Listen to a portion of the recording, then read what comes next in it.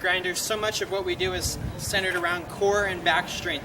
So here Tyler has a simple 30-pound movement bar that we're going to use to demonstrate how to do an RDL to warm up the hamstrings and glutes before flight. So here, we'll do it from the side to show you. He's going to hip hinge here, keeping his back straight and emphasizing the line from his head down to his pelvis. Really feeling the hamstrings open up and strengthening the lower back as we do this. Perfect. So as we know, we're going to be dealing with primarily downward forces, positive GZ. So another fundamental drill, part of the big three that we do, is the deadlift. So Tyler's going to demonstrate perfect form for this deadlift and how it can be used effectively to improve your fitness as well as your G tolerance. So the first thing we're going to do is, as we step up to the bar, we're going to be about 1 inch lengths away from our shin to the bar, and we're going to have our feet positioned as if we were going to jump as high as we could, just like that.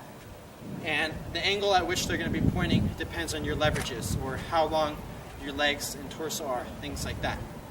As we go to set the bar, we're going to lean down, grip it just outside of our knees. We want to have that grip just right here. And we want to engage the lats, engage the shoulders, roll our shoulders back, and make sure that we have that line from the top of our head to our pelvis. And as we make this first movement, we want to make sure our shins are perpendicular to the ground as we pull it up for the first one. And when we're clearing the knees, once when we get to that position, we're going to use our hips to push us forward, right there, just like that.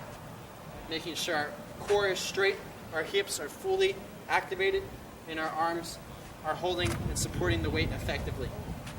And on the way back down, the first thing we're going to do again, hinging at the hips.